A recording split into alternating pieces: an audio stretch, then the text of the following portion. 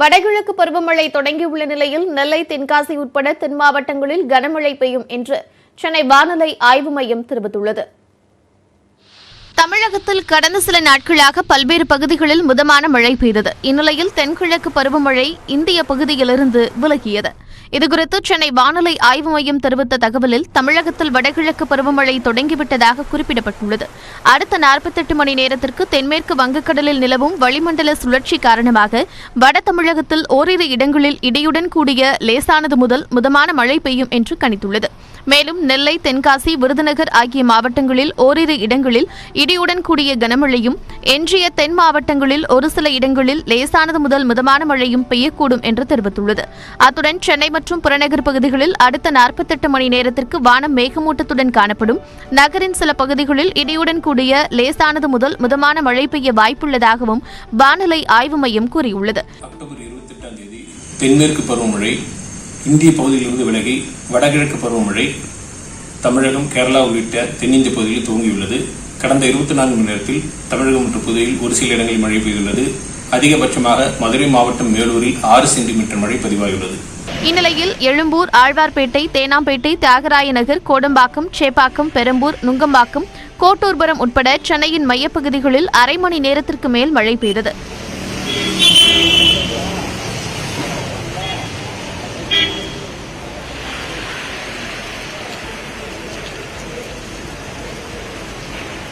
இதேபோன்று திருவள்ளூர் மாவட்டம் கும்மிடிப்பூண்டி, சோழவரம், பொன்னேரி மற்றும் அதன் சுற்றுவட்டார பகுதிகளில் பரவலாக மழை பெய்தது.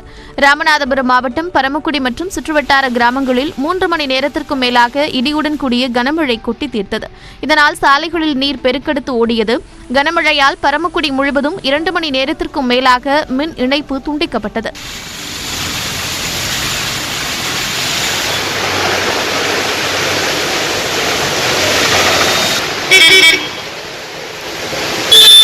இதேபோன்று தூத்துக்குடி மாவட்டம் கோவில்பட்டியில் கனமழை பெய்ததால் சாலைகளில் மழைநீர் தேங்கியது.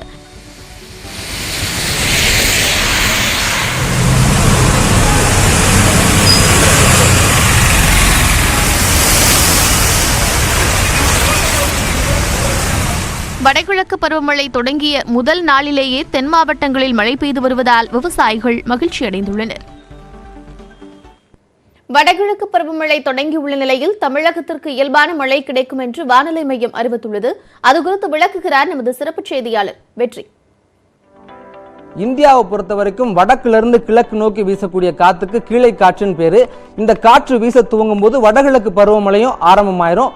பொதுவாக இந்த மழை அக்டோபர், நவம்பர், டிசம்பர் மாதங்களில் தான் கிடைக்கும். இந்த மழை பெய்யும் போது ஆந்திரா, தமிழகம், புதுச்சேரி, கேரளா, அப்புறம் இலங்கையினுடைய கடற்கரை பகுதி எல்லாத்துக்கும் நல்ல மழை கிடைக்கும். குறிப்பாக தமிழகத்தை மட்டும் பார்த்தோம்னா 60% மழை கடலோர மாவட்டங்களுக்கு கிடைக்கும். உள்பகுதிகளுக்கு 40% 50% மழை கிடைக்கும். இந்த மழையோடைய போன வருஷம் எவ்வளோ பெஞ்சிருக்கு பார்த்தீங்கன்னா 454.7 மில்லிமீட்டர் மழை போன வருஷம் பெஞ்சிருக்கு. இது இயல்பை விட 2% அதிகம். அந்த அக்டோபர் மாதத்தை மட்டும் கவனித்து பார்த்தோம்னா அதில் 223 மில்லிமீட்டர் மழை பெஞ்சிருக்கு. இது இயல்பை விட 26% அதிகம். வழக்கமாக பெய்ய வேண்டிய அளவை விட ஒரு மாதத்துக்கு அதிகமாகவே பெஞ்சிருக்கு. அதே அக்டோபர் மாதத்தை இந்த வருஷம் ஒப்பிட்டு பார்த்தோம் அப்படின்னா இது வரைக்கும் 90.8 மில்லிமீட்டர் மழை பெஞ்சிருக்கு. இது இயல்பை விட 41% குறைவு. இதுக்கு என்ன காரணம் அப்படின்னா வடகிழக்கு பருவமழை பொதுவாகவே அக்டோபர் 20ஆம் தேதி துவங்கும். இந்த வருஷம் 28ஆம் தேதி துவங்கியிருக்கு. இது ஒரு காரணம். இன்னொரு காரணம், வியட்நாம் பக்கத்தில் இருக்கக்கூடிய பசிபிக் கடலில் ஒரு மொலவ் அப்படின்னு ஒரு புயல் மையம் கொண்டிருக்கு. அந்த புயல் காரணமாக நம்மகிட்ட காற்று குறைஞ்சு மழை குறைஞ்சிருக்கு. அந்த புயல் ஒரு வாரத்துக்கு அப்புறம் வலுவிழந்ததுக்கு அப்புறம் காற்று மறுபடியும் அதிகமாகி நல்ல மழை தமிழகம் முழுக்க கிடைக்கும். வடகிழக்கு பருவமழை துவங்க வேண்டிய தேதியை விட தள்ளி துவங்கி இருந்தாலும் நல்ல மழை கிடைக்கும் அப்படின்னு வானிலை ஆய்வு மையம் சொல்லியிருக்காங்க. பள்ளி கல்லூரிகளை திறப்பது குறித்து உரிய நேரத்தில் முடிவெடுக்கப்படும் என்று முதலமைச்சர் எடப்பாடி பழனிசாமி தெரிவித்திருக்கிறார். தமிழகத்தில் கொரோனா தொற்று குறைந்து வரும் நிலையில் வரும் 31ஆம் தேதியுடன் ஊரடங்கு நிறைவு பெறுகிறது.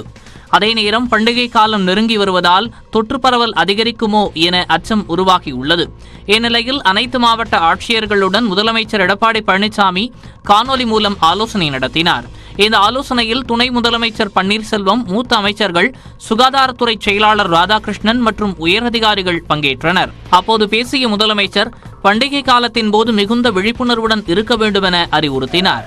நோய் தொற்று குறைந்துள்ள நிலையில் பண்டிகை காலங்களில் மக்கள் அதிகமாக கூடுவதை தவிர்த்தல், விழிப்புணர்வை ஏற்படுத்துதல் போன்றவற்றை முனைப்புடன் செயல்படுத்த வேண்டும். கோவிட் நோய் தொற்று கட்டுப்பாடு, சிகிச்சை மற்றும் நிவாரண பணிகளுக்காக இதுவரை இன்றைக்கு அரசு செலவு செய்தது 7,372 கோடியே 25 லட்சம் ரூபாய். மருத்துவம் சார்ந்த செலவில் 1,983 கோடி ரூபாயும், நிவாரணம் சார்ந்த செலவில் 5,389 கோடியும் ஆகும். மேலும் கொரோனா சிகிச்சைக்காகவும் நிவாரண பணிகளுக்காகவும் இதுவரை 7,372 கோடியே 25 லட்சம் ரூபாய் செலவிடப்பட்டுள்ளதாகவும் அவர் தெரிவித்தார். தமிழகத்தில் 35 விழுக்காட்டினருக்கு மேல் முகக்கவசம் அணிவதில்லை என்றும் குறிப்பிட்ட அவர், காவல்துறையினர் தொடர்ந்து விழிப்புணர்வு ஏற்படுத்திக் கொண்டே இருக்க வேண்டும் என்றும் வலியுறுத்தினார். அனைவரும் முகக்கவசம் அணிவதை மாவட்ட நிர்வாகம் உறுதிப்படுத்த வேண்டும் என்றும், நோய் பரவல் இல்லா நிலையை உருவாக்க மாவட்ட நிர்வாகங்கள் நடவடிக்கை எடுக்க வேண்டும் என்றும் எடப்பாடி பழனிசாமி அறிவுறுத்தினார். சில மாவட்டத்தில் திடீர் என்று அதிகரித்து விடுகிறது. அதையும் கவனமாக மாவட்ட ஆட்சித்தலைவர் பார்த்துக் கொள்ள வேண்டும். இன்றைக்கு தீபாவளி வருவதற்குள் 100 கீழ் கொண்டு வந்து விட வேண்டும். ஒரு சில மாவட்டத்தில் 100க்கு மேல் பாதிக்கப்பட்டவர்கள் இருக்கின்றார்கள். அதையெல்லாம் 100க்கு கீழ் குறைத்து விட வேண்டும். இன்னும் சில மாவட்டங்களில் 100க்கு கீழ் இருக்கின்றது, அதை 50 கீழ் குறைத்து விட வேண்டும். 50க்கு கீழ் இருக்கின்ற மாவட்டங்களில் பெரும்பாலும் இல்லை என்ற சூழ்நிலை உருவாக்க வேண்டும். நோய் பரவல் இல்லை என்ற சூழ்நிலை உருவாக்குவதற்கு மாவட்ட நிர்வாகம் வேகமாக துரிதமாக நடவடிக்கை எடுத்து அதற்குண்டான பணிகளை நீங்கள் செய்ய வேண்டும் என்று அன்போடு இந்த நேரத்தில் கேட்டுக்கிறேன். தமிழக அரசின் திறமையான நடவடிக்கையால் கொரோனா பரவல் படிப்படியாக குறைந்து வருவதாக கூறிய முதலமைச்சர், பள்ளி கல்லூரிகளை திறப்பது குறித்து மாவட்ட ஆட்சியர்கள் மற்றும் மருத்துவ வல்லுநர் குழுவின் பரிந்துரையின் அடிப்படையில் முடிவு எடுக்கப்படும் என்றும் தெரிவித்தார். மாவட்ட ஆட்சியர்களை தொடர்ந்து மருத்துவ நிபுணர்களுடன் முதலமைச்சர் எடப்பாடி பழனிசாமி ஆலோசனை நடத்தினார். தலைமைச் செயலகத்தில் நடைபெற்ற ஆலோசனைக் கூட்டத்தில் சுகாதாரத்துறை அமைச்சர் விஜயபாஸ்கர், மருத்துவ நிபுணர் பிரதீப் கவுர், சுகாதாரத்துறை செயலாளர் ராதாகிருஷ்ணன் உள்ளிட்டோர் பங்கேற்றனர். இதில் பொதுத் தேர்வு எழுதவுள்ள 10, 11 மற்றும் 12ஆம் வகுப்பு மாணவர்களுக்கு திறந்த வெளியில் வகுப்புகளை தொடங்கவும், தொழிற்சாலைகளில் கொரோனா தடுப்பு பணிகள் முறையாக கடைபிடிக்கப்படுகிறதா என ஆய்வு நடத்தவும் மருத்துவ நிபுணர்கள் குழு அரசுக்கு ஆலோசனை வழங்கியதாக தகவல் வெளியாகியுள்ளது. கொரோனா பரவல் காரணமாக தற்போது கட்சி ஆரம்பிக்கவில்லை என்று நடிகர் ரஜினி கூறியதைப் போல அவர் பெயரில் சமூக வலைதளங்களில் உலா வரும் அறிக்கை அரசியல் வட்டாரத்தில் பரபரப்பை ஏற்படுத்தியுள்ளது.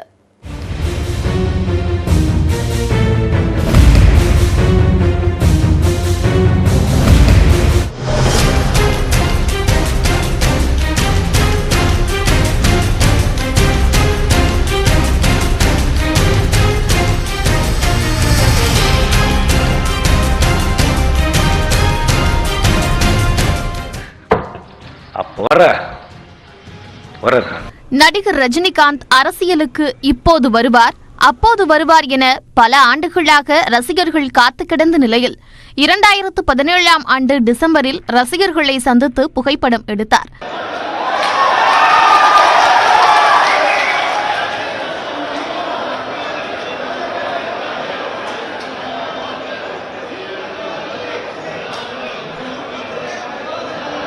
அப்போது உரையாற்றிய ரஜினி, தான் அரசியலுக்கு வருவது உறுதி என்றும், போர் வரும்போது களம் காணுவோம் என்றும் அறிவித்தார்.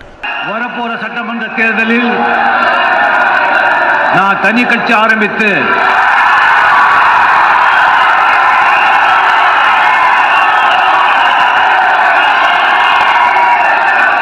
தமிழ்நாடு முழுவதும் 234 தொகுதிகளிலும் நிற்போம். இதனைத் தொடர்ந்து அவரது ரசிகர் மன்றத்தின் பெயர் ரஜினி மக்கள் மன்றம் என மாற்றப்பட்டது. ஓரிரு முறை நிர்வாகிகளை சந்தித்து ஆலோசனை நடத்திய ரஜினி தற்போது வரை கட்சி தொடங்கவில்லை. நவம்பர் மாதம் ரஜினி கட்சி தொடங்குகிறார் என்றும், டிசம்பரில் மதுரையில் மாநாடு நடத்துகிறார் என்றும் கடந்த சில நாட்களாக தகவல் வெளியாகி வருகிறது. இந்த நிலையில் அரசியல் கட்சி குறித்து ரஜினி எழுதியது போன்ற ஒரு அறிக்கை சமூக வலைதளங்களில் உலாவர தொடங்கியுள்ளது. அதில், என்னை வாழ வைத்த தெய்வங்களான என் அன்புக்குரிய என் ரசிகர்களும் மக்களும் தான் எனக்கு கடவுள். அவர்களிடம் எல்லா உண்மைகளையும் எப்போதுமே சொல்வது என்னுடைய இயல்பு என குறிப்பிடப்பட்டுள்ளது. மேலும் தமிழகத்தில் ஆட்சி மாற்றத்திற்காக பல மாவட்டங்களில் சுற்றுப்பயணம் செய்து அக்டோபர் 2ஆம் தேதி மதுரையில் மாநாடு கூட்டி கட்சியின் பெயரையும் கொடியையும் அறிவிக்கலாம் என்றிருந்தேன் என ரஜினி பெயரில் வெளியான அறிக்கையில் தெரிவிக்கப்பட்டிருக்கிறது. கொரோனா பிரச்சினையால் அடுத்த கட்ட நடவடிக்கைகள் குறித்து ஆலோசனை நடத்த இயலவில்லை என்று கூறப்பட்டுள்ளதோடு கொரோனா தொற்று எப்போது முடியும் என தெரியாத நிலையில் சிகிச்சை அளித்த மருத்துவர்களிடம் அரசியல் பிரவேசம் பற்றி ஆலோசனை கேட்டதாகவும் தெரிவிக்கப்பட்டுள்ளது. கொரோனாவுக்கு தடுப்பூசி எப்போது வரும் என்று தெரியாது. வந்தாலும் அந்த தடுப்பூசியை உங்களுக்கு செலுத்தினால் உங்கள் உடல் அதை ஏற்றுக்கொள்ளுமா என்பது அந்த மருந்து வந்த பிறகுதான் தெரியவரும் என மருத்துவர்கள் கூறியதாகவும், இப்போது 70 வயது என்பதோடு சிறுநீரக மாற்று அறுவை சிகிச்சை செய்திருப்பதால் மற்றவர்களை விட உடலில் நோய் எதிர்ப்பு சக்தி மிகவும் குறைவாக இருக்கும் என கூறியதாகவும் தெரிவிக்கப்பட்டுள்ளது.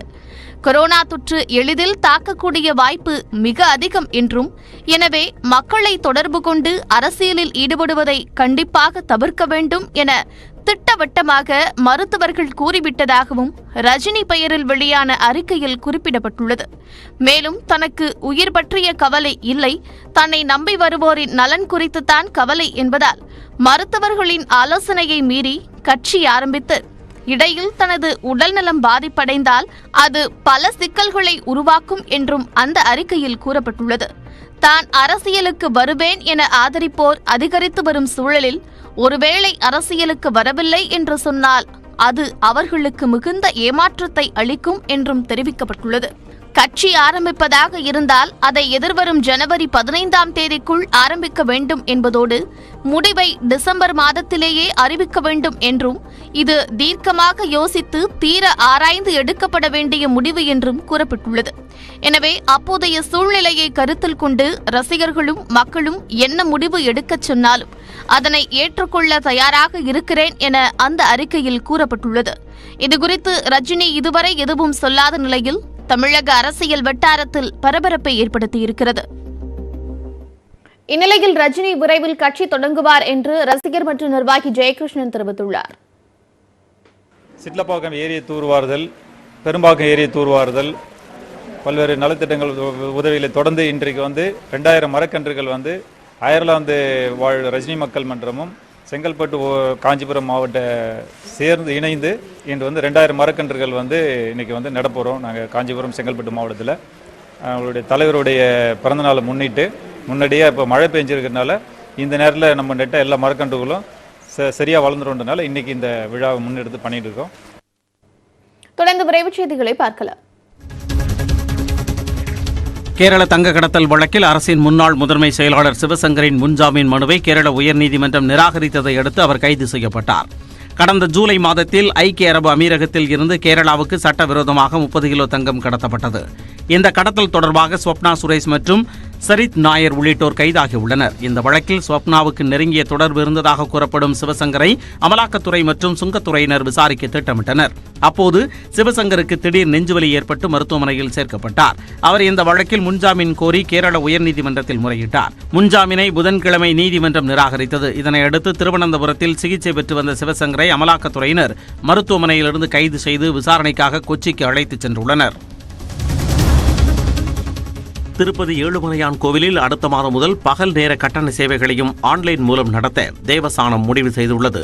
கட்டண பிரம்மோற்சவம், டோலோற்சவம், சகசர தீப அலங்கார சேவை ஆகியவை ஆன்லைனில் ஒளிபரப்பப்பட உள்ளன. சேவைகளுக்கான டிக்கெட்டுகளை ஆன்லைனில் முன்பதிவு செய்யும் பக்தர்கள் வீட்டிலிருந்தபடியே தேவஸ்தானத்தின் தொலைக்காட்சியில் கண்டு தரிசிக்கலாம். இந்த சேவைகளுக்கான டிக்கெட்டுகளை பெற்ற பக்தர்கள் ஏழுமலையான் கோவிலுக்கு சென்று நேரடியாக வழிபட இயலாது. மேலும் தினமும் மாலை கோயிலுக்குள் நடத்தப்படும் சகசர அலங்கார தீப சேவையை கோயிலுக்கு வெளியே இருக்கும் சகசர அலங்கார சேவை மண்டபத்தில் நடத்தவும், அதன்பின் 4 மாட வீதிகளில் சாமி ஊர்வலம் நடத்தவும் தேவஸ்தானம் முடிவு செய்துள்ளது. ஆந்திராவில் கொரோனா தொற்று குறைந்து வருவதால் இம்முடிவை தேவஸ்தானம் எடுத்துள்ளது. மேற்கு வங்கத்தில் கொரோனா ஊரடங்கு விதிகளை மீறியதாக கூறி இளைஞர்கள் மீது போலீசார் கண்மூடித்தனமாக தடியடி நடத்தினர். மேற்கு வங்கத்தில் துர்கா பூஜை நிறைவை ஒட்டி துர்க்கை சிலைகளை கரைக்கும் நிகழ்ச்சி செவ்வாயன்று நடைபெற்றது. பிர்பூம் என்ற இடத்தில் விதிகளை மீறி கூட்டமாக சென்றதாக கூறி இளைஞர்கள் மீது போலீசார் தடியடி நடத்தினர். வாக்குவாதத்தில் ஈடுபட்ட இளைஞர்களை போலீசார் தரதரவென சாலையில் இழுத்துச் சென்றனர். தனிநபர் இடைவெளியை கடைபிடிக்காததால் நடவடிக்கை எடுக்கப்பட்டதாக போலீசார் தெரிவிக்கின்றனர். போலீசார் நடத்திய தடியடியால் மக்கள் சிதறி ஓடினர்.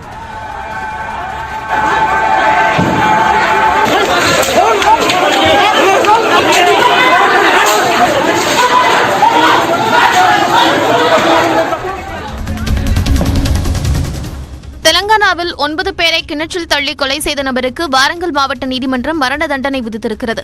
கடந்த மே மாதம் 21ஆம் தேதி கள்ளக்காதல் விவகாரத்தில் சஞ்சய் என்ற நபர் 9 பேருக்கு உணவில் மயக்க மருந்து அளித்து மூட்டை கட்டி கிணற்றில் தள்ளினார். இதில் 9 பேரும் உயிரிழந்து சடலங்களாக 4 நாட்கள் கழித்து மீட்கப்பட்டனர். இந்த வழக்கில் குற்றவாளி சஞ்சய்க்கு தூக்கு தண்டனை விதிக்கப்பட்டிருக்கிறது. பீகார் மற்றும் மேற்கு வங்கத்தைச் சேர்ந்தவர்கள் தெலங்கானாவில் தங்கி வேலை செய்த இடத்தில் இந்த கொடூர கொலைகள் நடந்தன. கர்நாடக மாநிலம் பெங்களூருவில் அதிகாலை நேரத்தில் இளைஞர் ஒருவர் பெண்ணிடம் பாலியல் ரீதியாக அத்துமீறி நடந்து கொண்டது அதிர்ச்சியை ஏற்படுத்தியுள்ளது. டிஜே ஹள்ளியில் அதிகாலை நேரத்தில் 40 வயது பெண் ஒருவர் பிரதான சாலைக்கு செல்ல நடந்து சென்றார். அப்போது அங்கிருந்த இளைஞர் அநாகரிகமாக நடந்து கொண்டதோடு பெண்ணிடம் அத்துமீறினார். இதனையடுத்து அந்த பெண் அணிந்திருந்த காலணியால் அந்த இளைஞரை சரமாரியாக அடித்து விரட்டினார். இந்த அத்துமீறல் சம்பவம் அங்கிருந்த சிசிடிவி கேமராவில் பதிவாகியிருந்தது. புகாரை அடுத்து போலீசார் 20 வயது தத்து என்கிற சோட்டுவை சில மணி நேரத்தில் கைது செய்தனர். கைதான தத்து ஏற்கனவே கொள்ளை மற்றும் வாகன திருட்டு வழக்கில் 2 முறை கைதானவர் என்றும் போலீசார் தெரிவித்துள்ளனர்.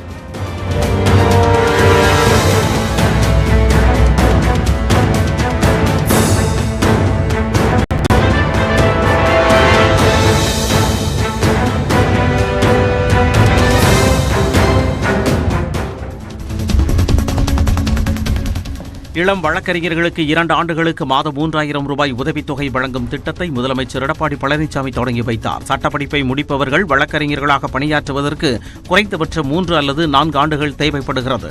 இந்த காலகட்டத்தில் பல வழக்கறிஞர்கள் மிகவும் வறுமையான நிலைக்கு தள்ளப்படுகின்றனர்.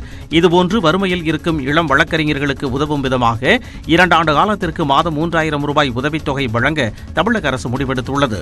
சென்னை தலைமைச் செயலகத்தில் நடைபெற்ற நிகழ்ச்சியில் 7 இளம் வழக்கறிஞர்களுக்கு உதவித்தொகையை முதலமைச்சர் வழங்கினார். இந்த நிகழ்ச்சியில் துணை முதலமைச்சர் ஓ பன்னீர்செல்வம், சட்டத்துறை அமைச்சர் சி வி சண்முகம் மற்றும் மூத்த அமைச்சர்கள், அதிகாரிகள் பங்கேற்றனர்.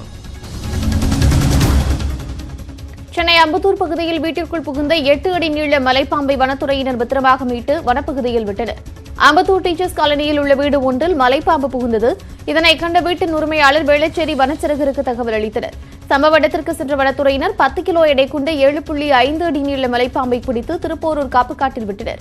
வனப்பகுதியில் மட்டும் இருக்கும் மலைப்பாம்பு சென்னை பகுதியில் பிடிபட்டதை அறிந்த அப்பகுதி மக்கள் ஆர்வமுடன் பார்த்து சென்றனர். சென்னையில் 5ஆக இருந்த மாவட்டங்களை நிர்வாக வசதிக்காக அதிமுக 8ஆக பிரித்து புதிய மாவட்ட செயலாளர்களை நியமனம் செய்துள்ளது. சென்னையில் உள்ள 16 தொகுதிகளில் 2 தொகுதிகளுக்கு ஒரு மாவட்ட செயலாளர் நியமனம் செய்யப்பட்டிருக்கிறார். அதன்படி ராயபுரம், திருவிக நகர் தொகுதிகளை கொண்டு வடசென்னை தெற்கு பகுதி கிழக்கு மாவட்ட செயலாளராக அமைச்சர் ஜெயக்குமார் நியமனம் செய்யப்பட்டுள்ளார். அதேபோல எழும்பூர் துறைமுகம் சட்டமன்ற தொகுதிகள் அடங்கிய வடசென்னை தெற்கு பகுதி மேற்கு மாவட்ட செயலாளராக முன்னாள் வாரிய தலைவர் பாலகங்காவும், சேப்பாக்கம், ஆயிரம் விளக்கு தொகுதிகளை கொண்ட தென்சென்னை வடக்கு பகுதியின் கிழக்கு மாவட்ட செயலாளராக ஆதி ராஜாராமும் நியமனம் செய்யப்பட்டிருக்கிறார். தியாகராய நகர், அண்ணாநகர் தொகுதிகளை கொண்ட தென்சென்னை வடக்கு பகுதி மேற்கு மாவட்ட செயலாளராக எம்எல்ஏ பி சத்யாவும், மயிலாப்பூர், வேளச்சேரி தொகுதிகளை கொண்ட தென்சென்னை கிழக்கு மாவட்ட செயலாளராக முன்னாள் சட்டமன்ற உறுப்பினர் அசோக் நியமனம் செய்யப்பட்டுள்ளார். அதேபோல விருகம்பாக்கம், சைதாப்பேட்டை சட்டமன்ற தொகுதிகளை உள்ளடக்கிய தென்சென்னை மேற்கு மாவட்ட செயலாளராக சட்டமன்ற உறுப்பினர் பி என் ரவியும் நியமனம் செய்யப்பட்டுள்ளதாக ஓபிஎஸ் இபிஎஸ் அறிவித்துள்ளனர். இதனால் தமிழகத்தில் அதிமுக அமைப்பு ரீதியான மாவட்டங்கள் 70ஆக உயர்ந்திருக்கிறது.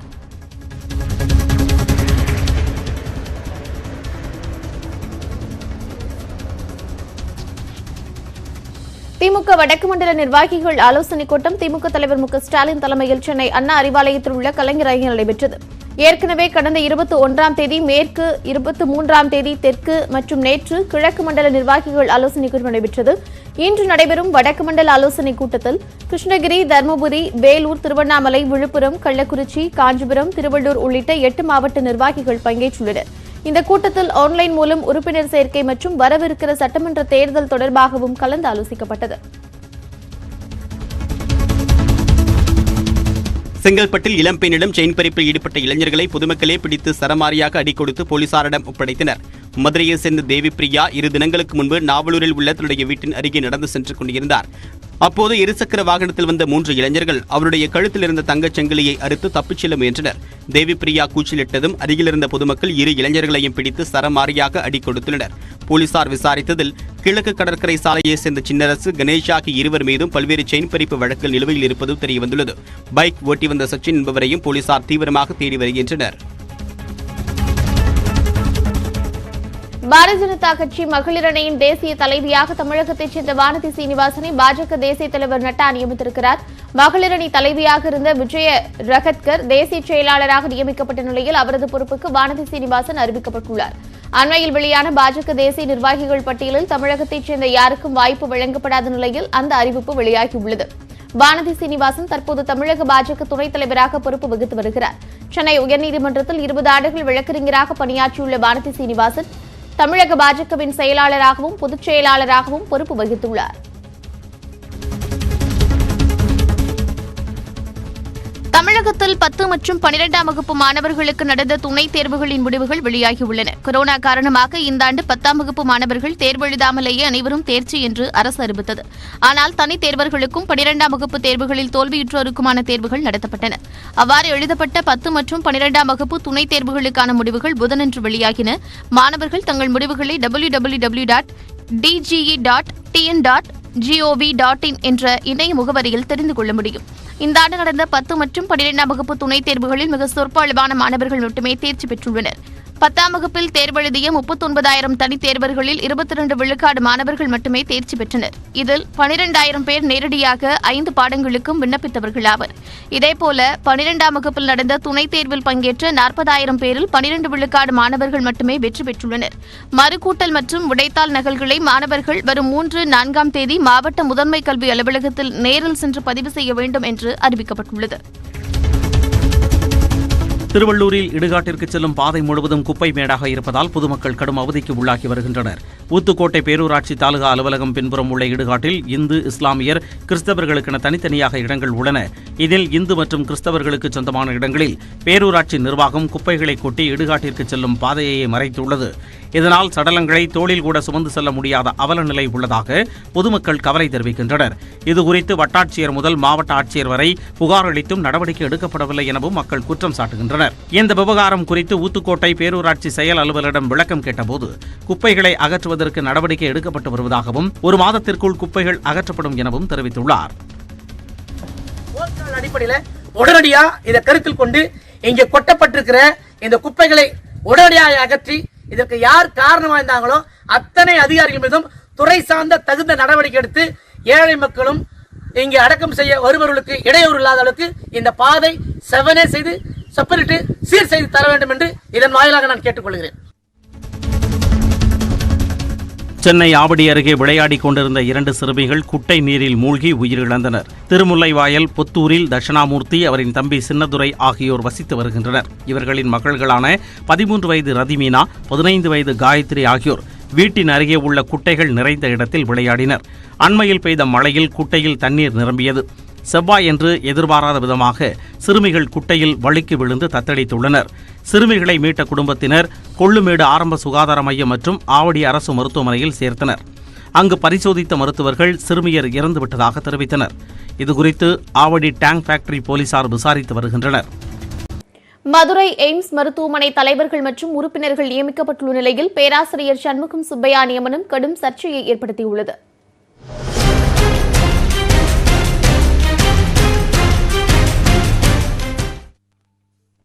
மதுரை தோப்பூரில் 1264 கோடி ரூபாய் செலவில் எய்ம்ஸ் மருத்துவமனை அமைக்கப்பட உள்ளது.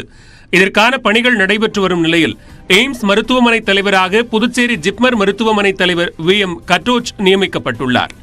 உறுப்பினர்களாக எம்ஜிஆர் மருத்துவ பல்கலைக்கழக துணைவேந்தர் சுதா சேஷையன், மருத்துவ பேராசிரியர் சண்முகம் சுப்பையா உள்ளிட்ட 14 பேர் நியமிக்கப்பட்டுள்ளனர்.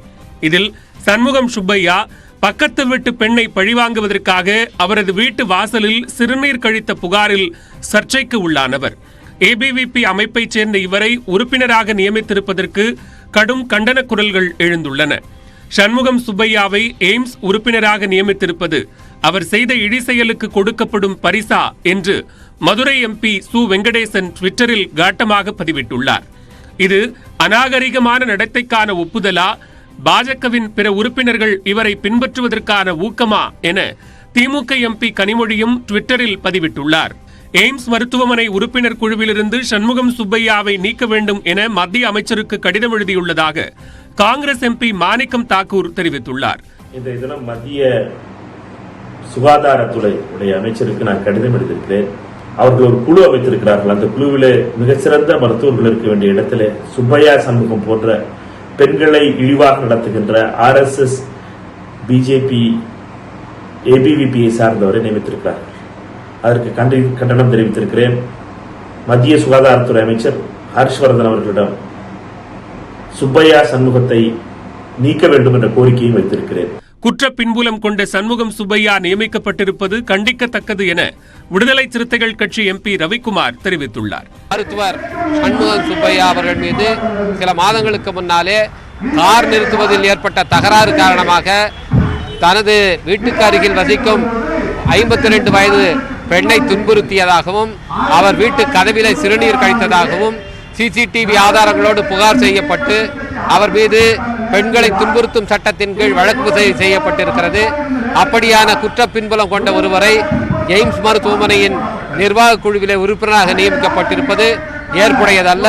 இதேபோன்று எய்ம்ஸ் மருத்துவமனைக்கான உறுப்பினர்களின் பட்டியலில் 3 MPக்களின் இடங்கள் நிரப்பப்படாததும் சர்ச்சையை கிளப்பியுள்ளது. மதுரை எய்ம்ஸ் மருத்துவமனைக்கு உறுப்பினர்களாக நியமித்திருக்கிறார்கள்.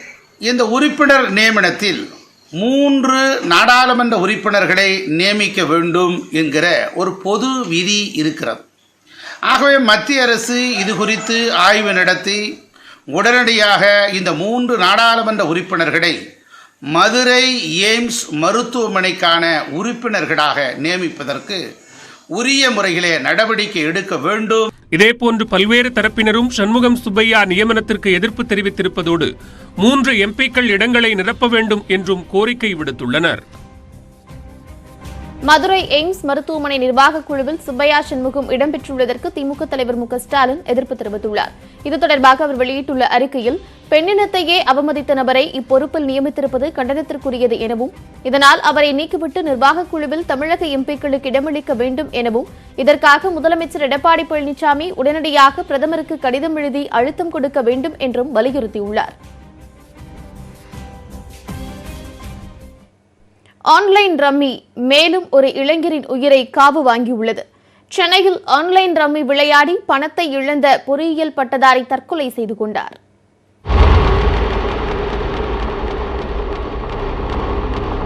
விழுப்புரம் மாவட்டம் ஆதனூர் கிராமத்தைச் சேர்ந்தவர் 26 வயதான பொறியியல் பட்டதாரி குமரேசன். சென்னை பெரம்பூரில் நண்பர்களுடன் தங்கி தனியார் வங்கி வாடிக்கையாளர்களிடம் பணம் வசூலிக்கும் வேலை செய்து வந்தார். வேலை நேரம் போக மற்ற நேரங்களில் ஆன்லைனில் ரம்மி விளையாடி வந்துள்ளார். இதில் கொஞ்சம் கொஞ்சமாக லட்சக்கணக்கில் பணத்தை இழந்துள்ளார். ஆனாலும் நிறுத்தாமல் ரம்மி போதைக்கு அடிமையான அவர் தொடர்ந்து விளையாடி வந்துள்ளார். நண்பர்களிடமும் தாம்பரத்தில் வசிக்கும் தன்னுடைய தம்பி தில்லை கோவிந்தனிடமும் அடிக்கடி கடன் வாங்கியுள்ளார். கிரெடிட் கார்டு மூலமாக பணத்தை எடுத்து ரம்மி விளையாட்டில் இழந்து திரும்ப கட்ட முடியாமல் தவித்துள்ளார். கொரோனா தீவிரமாக பரவ தொடங்கிய கடந்த மார்ச் மாதம் சொந்த ஊருக்கு சென்றார் குமரேசன். ஊருக்கு சென்ற சில தினங்களிலேயே இருசக்கர வாகனத்தில் சென்று விபத்தில் சிக்கி படுகாயமடைந்துள்ளார். பின்னர் உடல்நலம் தேறியவுடன் ஆகஸ்ட் மாதம் சென்னைக்கு திரும்பி பணிக்கு சென்றுள்ளார்.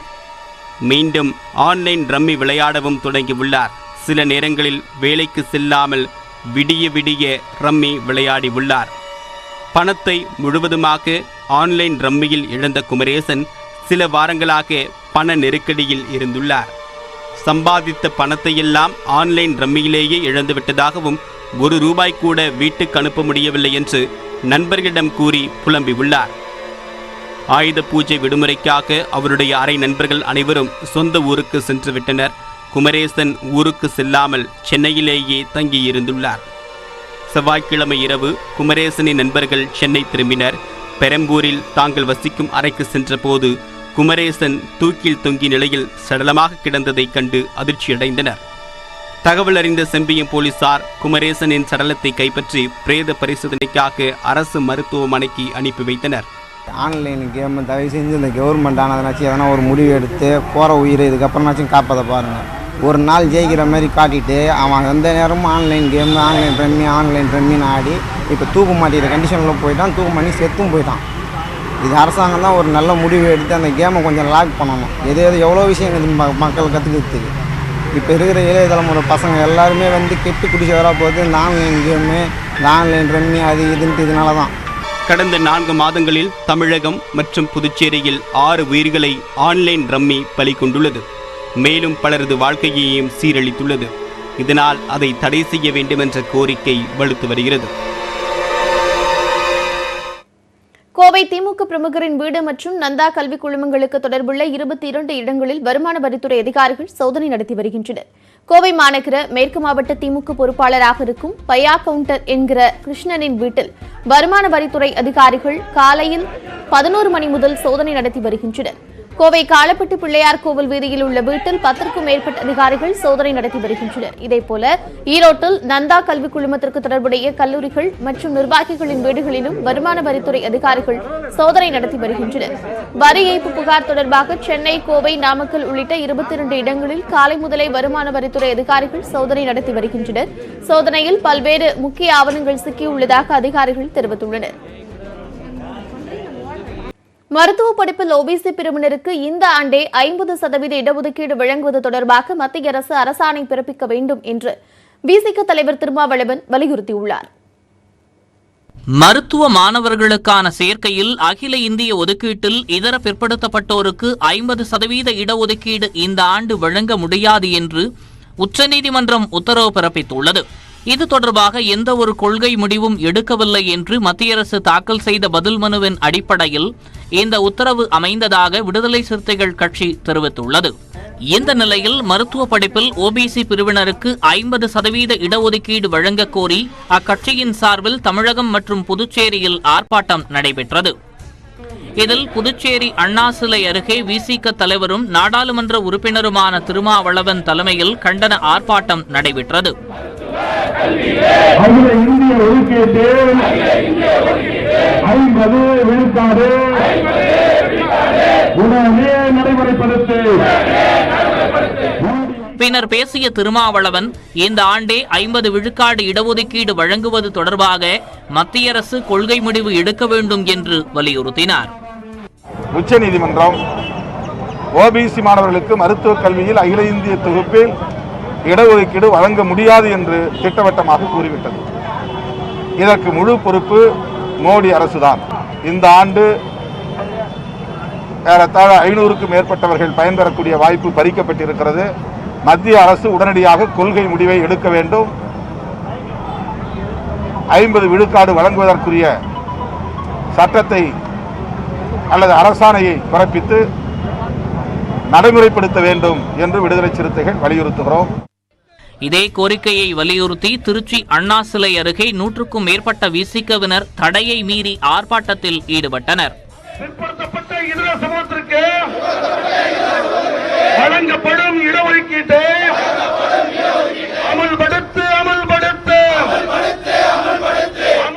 சேலம் மாவட்ட ஆட்சியர் அலுவலகம் அருகே ஆர்ப்பாட்டத்தில் ஈடுபட்டவர்களை போலீசார் கைது செய்தனர். மத்திய தொகுப்பில் வழங்கக்கூடிய இடஒதுக்கீட்டை மறுத்திருப்பதை கண்டித்து இந்த ஆர்ப்பாட்டம் நடந்திருக்கிறது. மயிலாடுதுறை கோட்டாட்சியர் அலுவலகம் முன் நடைபெற்ற ஆர்ப்பாட்டத்தில் ஈடுபட்ட விசிகவினர் மத்திய அரசுக்கு எதிராக கண்டன குரல் எழுப்பினர்.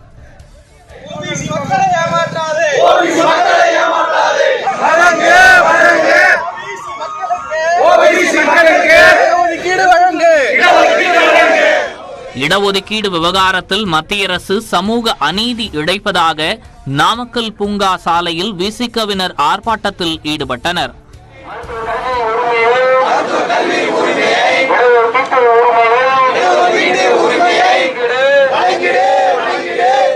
சிவகங்கை மாவட்டம் மானாமதுரையில் பேரணியாக சென்ற விசிகவினர் திடீரென மதுரை ராமேஸ்வரம் சாலையில் மறியலில் ஈடுபட்டதால் அவர்களை போலீசார் கைது செய்து அப்புறப்படுத்தினர்.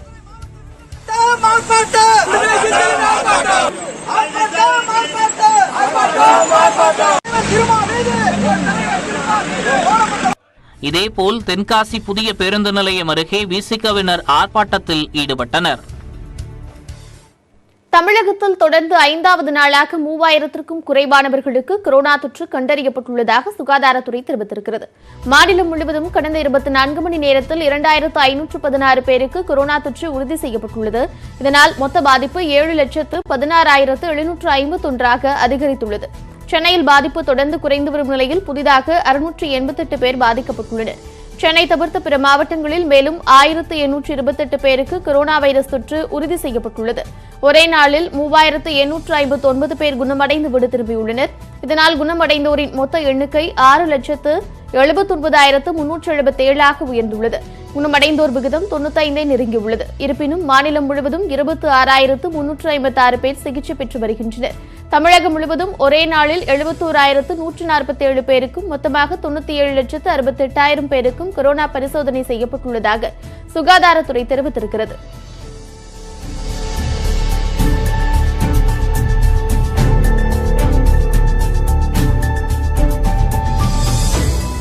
கடந்த 24 மணி நேரத்தில் சென்னையை தவிர்த்து அதிகபட்சமாக கோவை மாவட்டத்தில் 218 பேருக்கு புதிதாக தொற்று கண்டறியப்பட்டுள்ளது.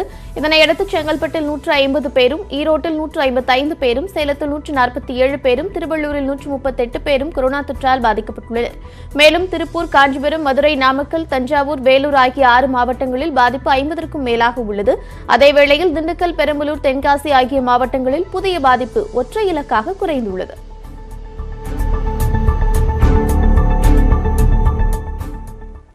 பீகார் சட்டமன்ற தேர்தலுக்கான முதற்கட்ட வாக்குப்பதிவு நிறைவடைந்தது. மாநிலம் முழுவதும் 53% வாக்குகள் பதிவாகியுள்ளன. பீகார் மாநிலத்தில் முதற்கட்டமாக 71 தொகுதிகளுக்கான வாக்குப்பதிவு காலை 7 மணிக்கு தொடங்கி மாலை 6 மணி வரை நடைபெற்றது. 1066 வேட்பாளர்கள் இதில் போட்டியிட்டனர். 2,14,00,000 வாக்காளர்கள் முதற்கட்ட தேர்தலில் வாக்களிக்க தகுதி பெற்றனர். கொரோனா பரவலை தடுக்க 1000 பேர் முதல் 1600 பேர் வரையிலான வாக்காளர்களுக்கு ஒரு வாக்குச்சாவடி என வரையறுக்கப்பட்டிருந்தது. வாக்காளர்களுக்கு உடல் வெப்பநிலை பரிசோதனை செய்யப்பட்டதோடு முகக்கவசங்கள், கையுறைகள், கிருமிநாசினி ஆகியவையும் வைக்கப்பட்டிருந்தன. முன்னாள் முதலமைச்சர் ஜித்தன் ராம் மஞ்சி கயா மாவட்ட வாக்குச்சாவடியில் வாக்களித்தார். பின்னர் செய்தியாளர்களிடம் பேசிய அவர் 71 தொகுதிகளில் பாஜக கூட்டணி 50 இடங்கள் வரை வெல்லும் என்று நம்பிக்கை தெரிவித்தார். அதே மாவட்டத்தில் பாஜகவைச் சேர்ந்த அமைச்சர் பிரேம்குமார் வாக்களிப்பதற்காக சைக்கிளில் வந்தார்.